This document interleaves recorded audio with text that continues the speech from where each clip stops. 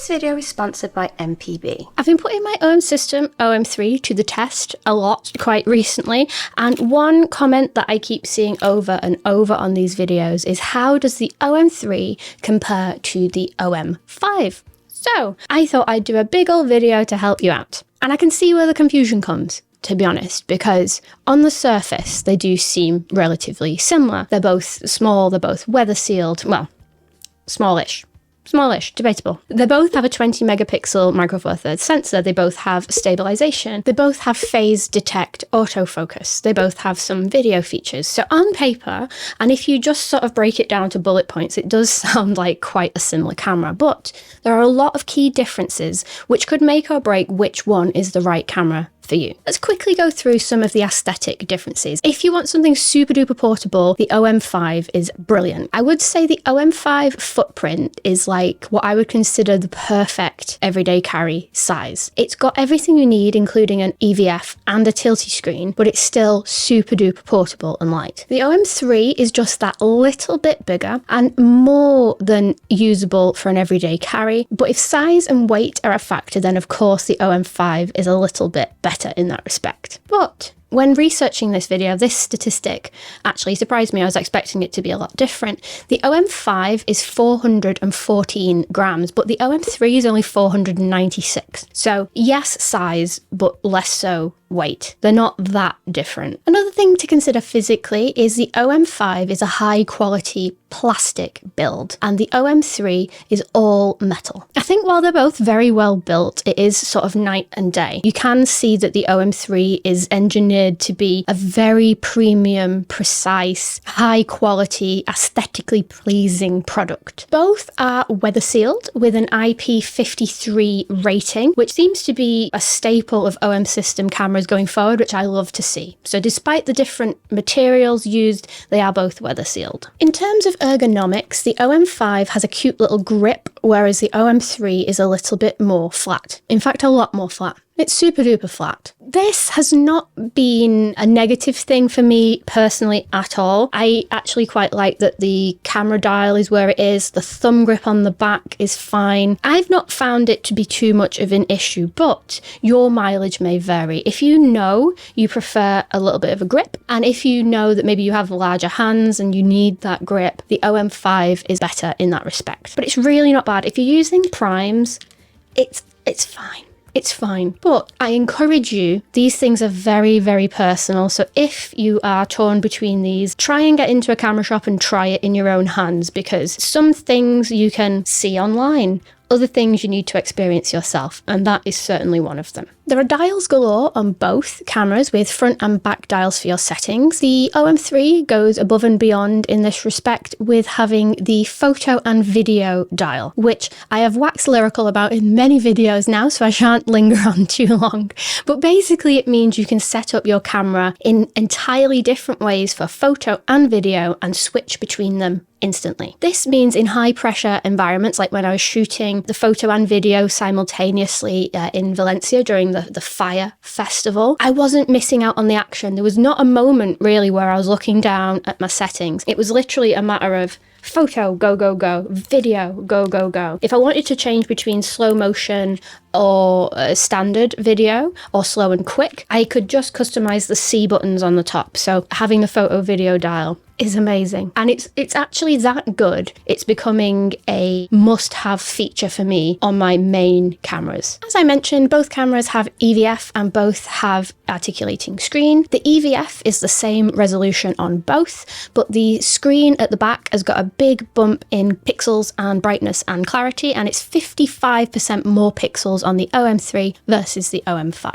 Let's move on to the first major difference, the one that is the biggest deal breaker for me personally. And again, this is very much your mileage may vary. Bewilderingly, the OM-5, despite coming out after the OM-1, which has the new OM system menus in it, still has the old style, very deep, very convoluted menus. Here it is in all its glory, just so you know I'm not being too picky. This is no less than 21 options deep in this cog menu. You've got multiple letters all the way from A to J. And I have used this menu system since 2017, and I still cannot for the life of me find things sometimes. The OM-3 and the OM-1 and the OM-1 Mark II all have the newer style, and it makes accessing your settings super fast and super intuitive. On the plus side, I might just be being overcritical, and other people who have used Olympus cameras for years and years and years have got used to them, and it's fine. I could never gel with them. And two,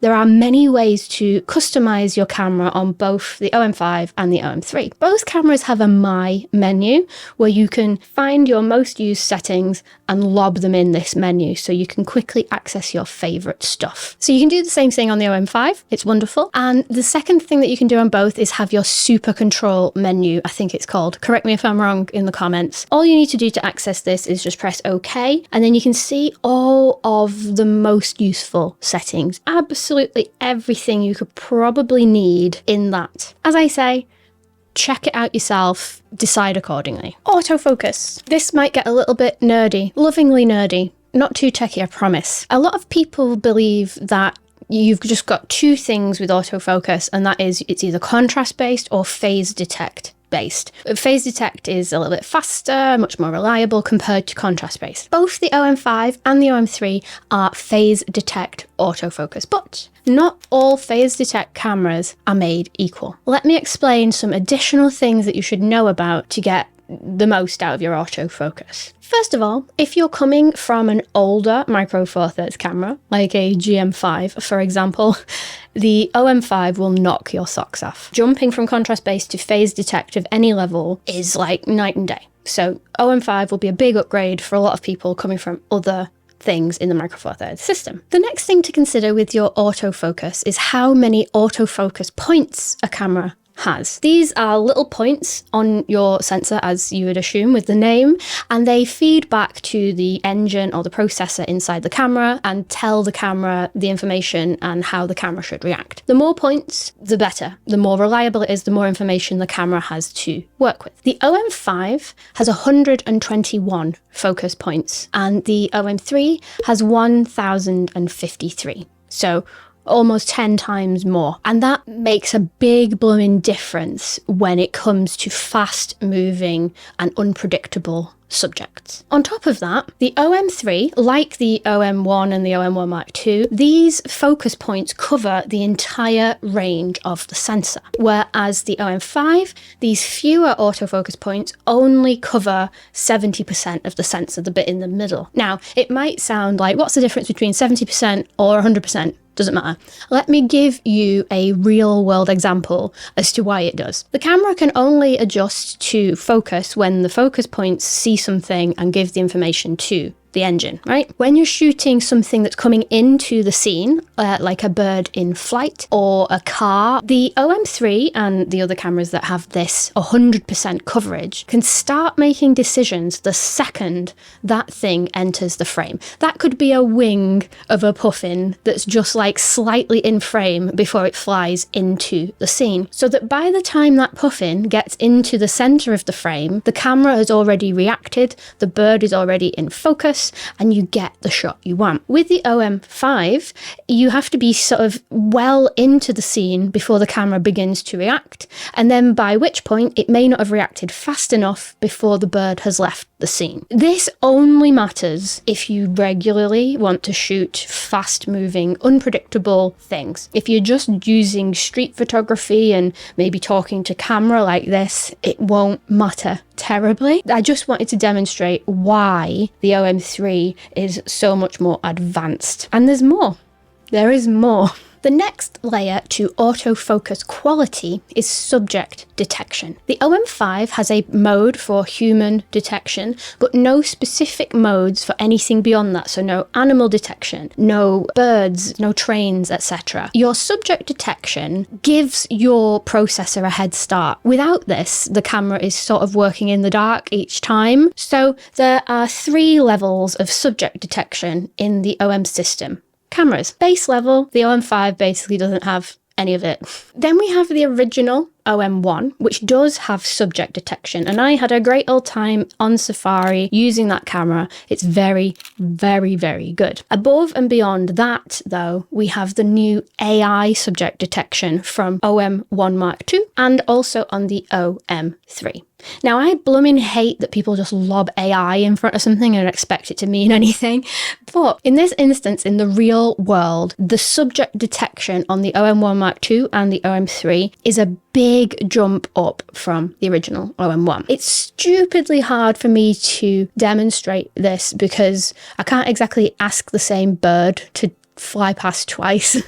And every instance on these unpredictable subjects are different. It's by design. But I can only say in my experience that when I was shooting the puffins in the Faroe Islands with the OM-1 Mark II, which, just to be clear, has exactly the same autofocus capabilities and subject detection as the OM-3, exactly the same. It was incredibly sticky. Like, you would struggle to find one out of focus photo. It was incredibly good. And in my experience, it was a big step above from when I was using the OM-1 on Safari the year prior. So the OM-5, bugger all.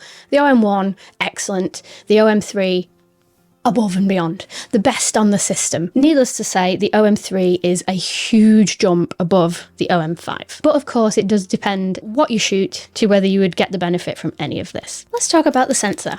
As I mentioned at the start of this video, on paper, it says both of these cameras have a 20 megapixel micro four thirds sensor. But where are the differences? From the OM-1 and above, so the OM-1, the OM-1 Mark II, and the OM-3, you have a brand new 20 megapixel sensor which is stacked and backside illuminated versus the older standard 20 megapixel sensor in the OM-5. A stacked sensor gives you a really, really fast readout speed, which comes in handy when it comes to rolling shutter and fast moving objects. And I think this is something when people complain about the price of the OM-3, and I understand it is a spenny camera. There's about 26 cameras in the world that have a stacked sensor, and the OM-3 and the OM-1 are pretty much probably the cheapest. It's an incredibly underrated technology that doesn't get enough attention, in my opinion. Computational features. OM system in general is the place to be if you value computational features, and the OM-5 and the OM-3 have a ton of them. Both cameras have live composite mode. Both cameras have live ND, although the OM-3 has more stops. Both can do handheld high-res mode, and both have starry AF. The OM-3, in addition, has live graduated ND as well, which is really cool. Let's quickly touch on video, because the OM-3 knocks the socks off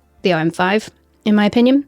And the main reason being, disappointingly, is the OM-5 will only shoot in 8-bit 420 video. Just as a caveat, you can add like a Ninja Atmos into the OM-5 and externally record and get a boost in quality, but in reality, we're not doing that, are we? We want to know what the camera can do out of the box. And out of the box, we're stuck with the soft, mushy-washy 8-bit video on the OM-5. And in my opinion, I would not touch that with a barge pole. The 10-bit option, it should be the default in the OM-3 and the OM-1 as far as I'm concerned.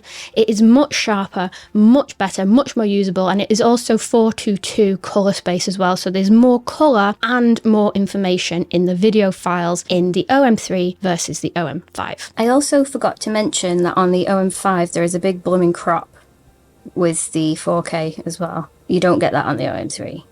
The OM-3 can do 60 frames in 4K, so a world of difference when it comes to video. Both cameras have a mic input, yay, but the OM-3 also has a headphone jack as well for monitoring purposes, which is very bloody good because the built-in speaker of the OM-3 is awful. This is a recording just to show how bloody terrible the inbuilt microphone is on the OM-3. I wish it wasn't so, but my goodness. Let's talk about customization of your JPEGs. So we're talking about this lovely little color dial on the OM-3, the photo profile dial. Here you can really get into adjusting the colors of your JPEGs exactly how you want them. There's loads of different presets built in, but you can change your shadows and your highlights and really tweak the colors on an individual level, and then save them to a handy dandy dial at the front for quick access. You can do some of this on the OM-5, but there's not really any dedicated settings for it. It's not really a priority of the OM-5 to have creative control of your JPEGs in camera, whereas the OM-3, it's one of the main new selling points of the camera. If you want to take your images out of camera and they look swish and customized and exactly how you personally want them to look, the OM-3 knocks the socks off the OM-5 yet again. Pew, pew, pew. Stabilization. I'm going to give points to the OM-5 here because on paper, the OM-3 will give you a full extra stop of stabilization. In Valencia, I was getting 6 seconds handheld, sharp as a tack without a stabilized lens. So incredible, more than you would ever probably need. The OM-5 on paper has a stop less of stabilization, but a stop less of more than what you would ever need is still really blooming good. Quick fire bits and bobs that wouldn't fit into any other category. The OM-5 has a smaller, older battery, and the OM-3 has the same battery as the OM-1 and the OM-1 Mark II, and it lasts for blooming ever. When I was in Finland in the cold, it was incredible how long the batteries were lasting. Officially, the OM-5 will give you up to 300 shots in battery life, and the OM-3 will give you 600 shots in battery life, so well better. The OM-5 has a cursed and dated micro USB port. The OM-3, of course, has a lovely USB-C port because we're not living in 2014. Such a silly oversight with the OM-5. I don't get it. Both the electronic burst modes and mechanical burst modes are much faster on the OM-3 versus the OM-5. So regardless if you prefer the look of the OM-5 or the OM-3, MPB will be able to help you with either option. They're the sponsor of today's video, and they're the world's largest platform for buying, selling, and trading your camera equipment. You could pick up an OM-5 used from their website, or you could trade in some of your existing equipment to get the funds towards it. Either way, MPB have got you covered. Each item is individually inspected by a member of staff there and photographed individually on the website, so you can see exactly what you're getting into before you commit. I use MPB all the time myself. It's sort of a revolving door of cameras in here, as you can tell, and I've had nothing but great feedback from my audience when they've bought with MPB through my recommendation. So if you'd like to check out MPB, I have links for the UK, EU and US in my description, and using these links really does help my channel and shows MPB that I'm doing a good job. So even if you're not ready to buy today, come back to these links and do me a solid. I would really appreciate it. Thank you as always to MPB and to you, and let's get back to the nerdiness. So, price. This is probably what it boils down to for a lot of people. Used, the OM-5 you can probably find for around £750 at the time of filming this video. These things are subject to change. And currently at the time of filming this video, you can get it new from the OM System website for 1,099 of the Queen's King's English pounds. So 1,099 new versus 1,699 new for the OM-3. For all of the stuff that I've just talked about. Used, I can understand because it's like £1,000 difference, but new, there's bugger all between them basically, and you get so much more camera in the OM-3.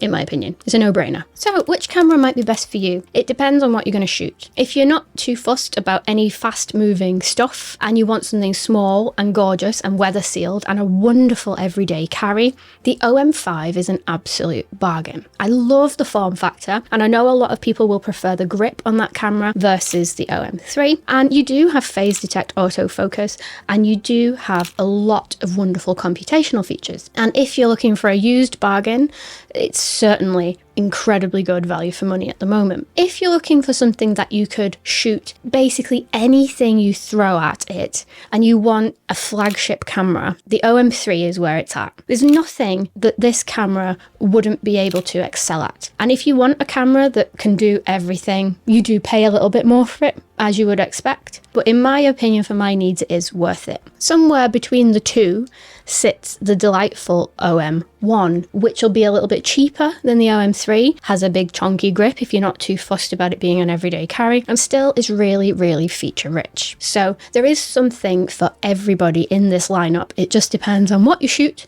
and what you want to spend. So I hope you found this guide helpful. If you'd like to see the OM-3 in action, check out my Valencia vlog next. I put the camera through its blooming paces and it exceeded my expectations, let's put it that way.